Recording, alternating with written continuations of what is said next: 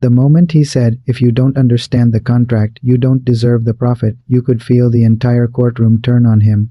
It wasn't just the words, it was how he said them, like he was teaching a seminar, like he was so used to being the loudest man in every room that it didn't occur to him this one was different.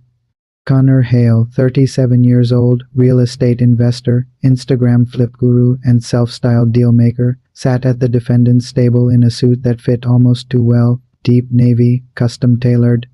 Watch blinking in the light every time he shifted his wrist. He looked like a man whose life goal was to resemble the motivational thumbnails he posted online. Next to him, a leather folder embossed with the logo of his company Hale Capital Group rested like a trophy. Across the aisle at the plaintiff's table sat Luis Martinez, 45. Math teacher, 2 kids, same dress shirt he wore to school, sleeves fraying a little at the cuffs, no briefcase, just a manila envelope, edges soft and bent from being opened and closed too many times. Luis kept his eyes down, fingers pressed so tightly into the envelope that his knuckles were white. This wasn't his world. Connor thought it was his. What he didn't know was that in less than 15 minutes, Judge Judy was going to quietly flip the entire power dynamic and turn his own deal strategy into the best evidence a prosecutor could ask for. The cameras were already rolling. The audience, retirees, students, board office workers on a studio tour settled, expecting messy security deposit disputes or fender benders. The bailiff called the case. Martinez versus Hale. Judge Judy adjusted her glasses, glanced at the file, then at the 2 men. She had been practicing law longer than either of them had been alive, and in 30 seconds, she had already decided who was telling the truth. What she needed now wasn't a hunch. It was a record. With Connor's help, she was about to get one. "Mr. Martinez," she said, voice crisp, "you're suing Mr. Hale for $5,000, the maximum in this court. You say he cheated you out of your agreed share of a real estate flip. Tell me what happened." Luis swallowed, glancing once at Connor before looking at Judy. "Your Honor," he began, his voice steady but low, "I've been teaching math for 20 years. I don't make a lot. My wife and I saved for a long time. I've always wanted to invest in something to try to give my kids more than I had." He took a breath. "I follow some real estate pages on social media. Last year I came across Mr. Hale's videos. He talked about helping regular people get into flipping. He said you could partner with him on a deal.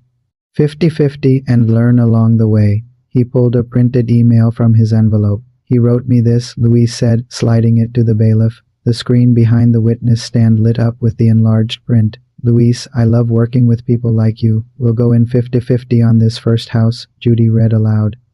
"You bring the capital, I bring the expertise and sweat. We split the profits equally when it sells. You'll learn and earn. Win-win." She looked at Connor. "Your email?" "Yes, Your Honor," he said without hesitation. "That's baseline outreach, standard framing." Luis continued. "The house cost $210,000. He said we needed about $50,000 for renovation. I took $70,000 out of my retirement and a line of credit," he said, the words clearly still hurting. "I wired it to the escrow account he told me to. We walked the property together. He talked about layout changes. I believed we were partners. And then..."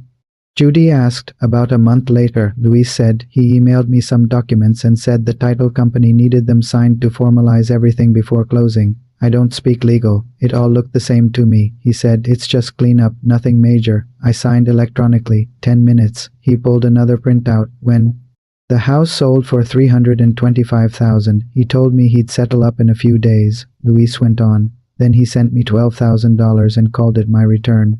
When I asked about our 50-50 split, he told me I was a lender. That I'd only ever been a lender, that my 70 grand was just a loan with interest." The word loan seemed to scrape his throat coming out. "He showed me this," Luis said, handing over another document, "where my name is listed as private lender at 8% interest. Did you understand when you signed that you were no longer an equity partner?" Judge Judy asked. Luis shook his head, eyes shining with something that was not just anger but shame. "No, Your Honor, I thought it was housekeeping. I wouldn't have risked that kind of money for 8%. I'm not stupid. I just trusted him." Connor exhaled loudly through his nose, a sound halfway between disbelief and amusement. Judy's eyes slid to him. "You have something you want to say, Mr. Hale?" she asked. That was all the invitation he needed. He leaned forward, hands clasped loosely, the watch winking into frame.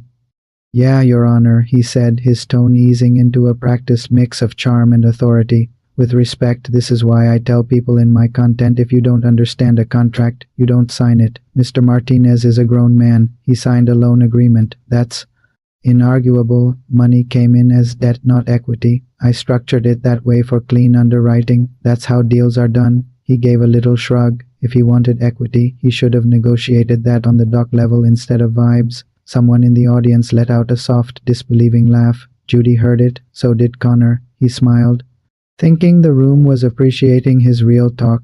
"And this email promising 50-50?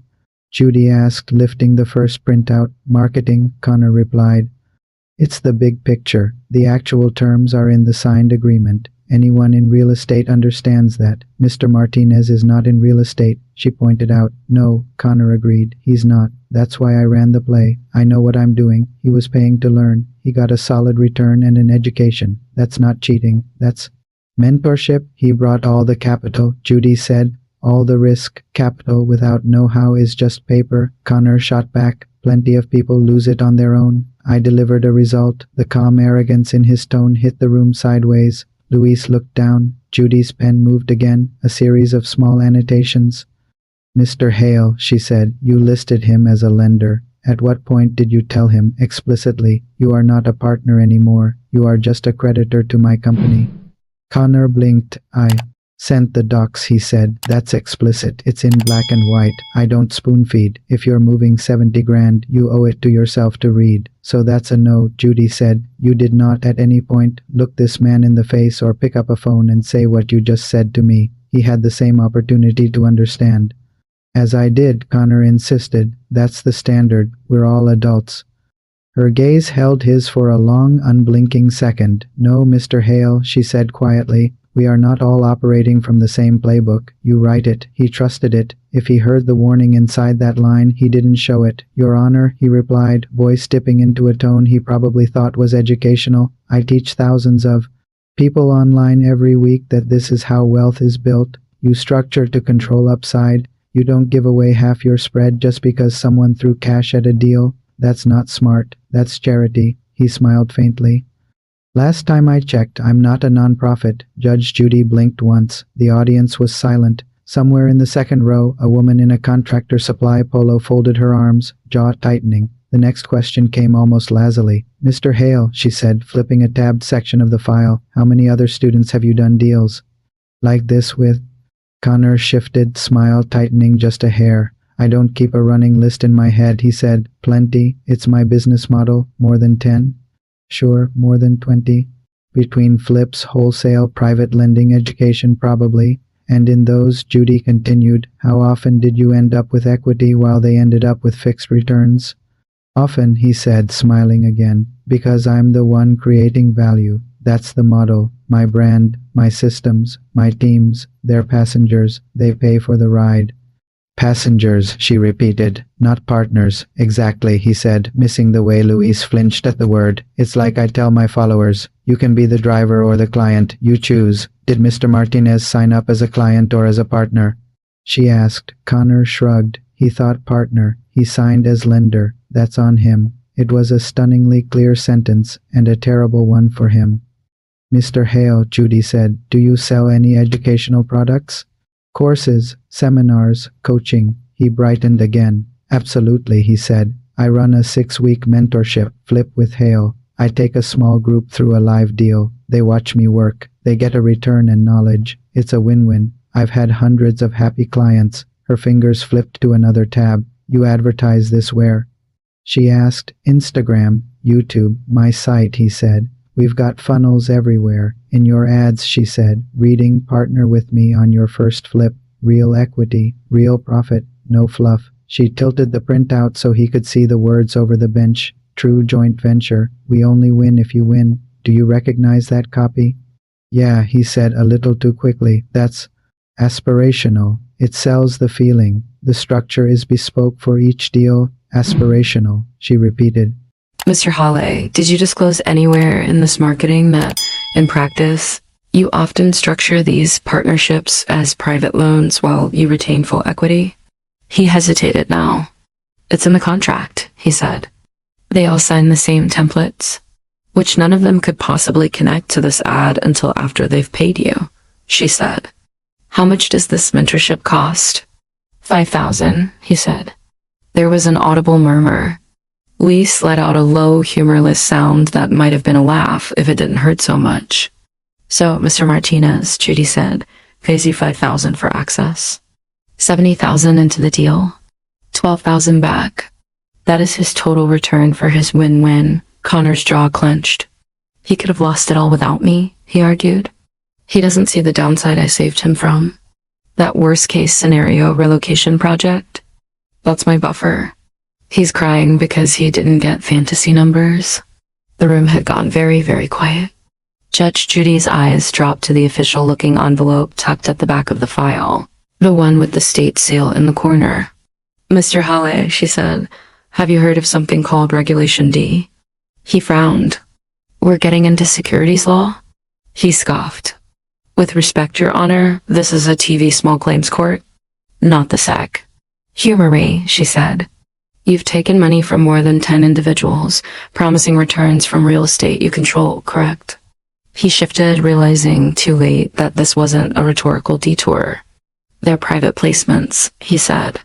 Friends and followers? They opt in. I disclose. You disclose to the state? She interrupted. Filed? Registered? His silence answered for him. The camera zoomed in just a touch. His eyes darted, betrayed by a twitch. Mr. Martinez, Judy said, did you at any point receive any paperwork that said this is a security high risk, no guarantee, consult your own advisor? No, Your Honor, Lise said. Just the loan paper. That I didn't understand. Judge Judy slipped the state-sealed letter from its envelope. My office, she said, received this yesterday from the Division of Financial Regulation. Connor's face whitened. They have an open file on a certain Mr. Halle, she continued, and his unregistered investment solicitations. They were very interested when they saw your name on our docket. There was a tiny sound picked up by the mic, his breath catching. You can't, he stammered. That's confidential. Investigations often are, she replied, until the subject starts describing their business model in detail on national television. Laughter burst from somewhere in the gallery. She didn't bother to hide her faint, satisfied smile. Mr. Halle, she said, you've said the quiet parts out loud today, repeatedly. You have told me on the record that you, 1, promised partnership in your marketing. 2, quietly change that to debt in your contracts. And 3, keep the majority of the upside while your so-called students take on disproportionate risk. And you've presented this as education? He looked around as if he might still find a sympathetic face. He didn't. That's not illegal, he insisted, voice claiming. They sign. I perform. That's business. No, she said. That's how people like you have gotten away with this for years. Until regulators and judges start paying attention. He opened his mouth again. Nothing coherent came out, Mr. Halle, Judy said, tone flattening. This is a very simple court with very small limits. Mr. Martinez cannot get his 70,000 back here. That would be for a higher court. What he can get is the maximum allowed by this forum. And that is exactly what you're about to give him. She turned to Lise. You have proved to me that you were promised a partnership, that you brought every cent of capital to this deal, that you were quietly converted into a lender without informed consent, and that the defendant kept the lion's share of the profit under the guise of strategy. That is unjust enrichment, if I have ever seen it. She wrote a figure on the form. Judgment for the plaintiff, she announced, in the amount of $5,000 plus court costs. Lisa's eyes filled. He exhaled a shaky, thank you, that carried more than just gratitude for the money. It carried the relief of finally being believed. Don't thank me, she said. You did what too few people do. You put it on paper. You showed up. You told the truth. Then she turned back to Connor. Mr. Halle, she said, as far as this court is concerned, we are finished. But your problems are just beginning. This tape, this transcript, and your cheerful admissions will be forwarded to the Division of Financial Regulation and the Attorney General's office. He swallowed hard. You can't, I can, she said. And I will. You walked in here thinking this was content. A clip for your next How to Win reel. You're walking out having given sworn broadcast testimony about conduct that could cost you your license, your business, and, if the state decides to press the issue, your freedom. She let that land. If I were you, she added, I'd take down every video where you talk about papering your partners out of equity before someone with a subpoena wakes up early. The audience laughed. Even the bailiff's lips twitched. Connor sat there, the edges of his confidence disintegrating like cheap laminate under a real blade. The blazer looked too tight now. The watch gaudy. The phrase, that's on you, that he'd thrown at Lise ringing back at him from a very different mouth. This court is adjourned, Judge Judy said, gavel cracking once like a gunshot. We're done here. Connor's stare was unfocused as the bailiff gestured toward the door. He rose, slower than he'd sat, clutching his logoed folder as if it might still mean something. Asterisk. What happened next didn't require a robe or a bench. It required Wi-Fi. The first clip that hit TikTok was 6 seconds long. Connor saying, if you don't understand the contract, you don't deserve the profit. Judge Judy staring back and replying, then you don't understand law. And you don't deserve their money. Caption, when the guru meets grandma. The sound got used under everything videos of people catching cheating boyfriends and lies. Bosses getting called out in meetings, even pets knocking over vases. But alongside the memes, something more serious spread. Longer cuts of the segment where Connor outlined his entire mentorship model. Where Judy read the ag letter. Where Lise quietly said, I just wanted to help my kids, while Connor rolled his eyes. In real estate Facebook groups, people started asking, anyone here invest with Holly Capital? In more than one thread, the comments piled up. Yeah, same story. Partner in the pitch, lender on paper. He called me deadweight capital when I questioned my return. I thought I made a mistake. Now I see the pattern. A week after the episode aired, Holly Capital's website 400 forward, his Instagram full of before and after Reno pics. Screenshots of bank balances and Mindset Mondays went quiet. Under his old posts, former fans left new comments. Bro, we saw Judge Judy. Where's the transparency you preached? Return Luce's retirement money. In a squat government building, an investigator working a stack of low-priority tips nudged a colleague. This is that flip guy, she said, spinning her monitor. On screen, Connor, in HD, explaining under oath how he structured deals. Well, the colleague said, that makes my job easier. They requested the full unedited tape from the show. They pulled his LLC filings. They cross-checked the complaint Lise had filed months earlier, the one that had been sitting in a digital pile waiting for more. Now it had more. A lot more. 6 months later, in a drop courtroom without a studio audience, a different judge read out a consent order. Connor, looking much smaller in an off-the-rack suit, stood next to his attorney. He agreed to cease offering unregistered investment opportunities, to pay a 6-figure fine, to make restitution to a list of participants who had once called themselves his mentees. Probation hung over his head like a beam. You're lucky this is civil, that judge told him. I've seen people get prison for less. Back in a quieter corner of the internet, Lise updated the small blog he ran for his students. Today, he wrote, I taught my class about compound interest. We talked about how little things grow over time for better or worse. Trust is like that too. One small lie becomes many. One small truth can stop them. He didn't mention Judge Judy by name. He didn't need to. His readers knew. Sometimes justice wears a robe and speaks on national television. Sometimes it shows up later as a check in the mail from a regulator's office. Sometimes it's just a line in a math teacher's notebook that says, next time read every word. And for Connor, the man who once told his followers, I don't lose, I just change the rules, became proof of a different rule entirely. In Judge Judy's house, you can talk all you want about the game. The moment you confess you've been playing with a stacked deck, the game ends. For you,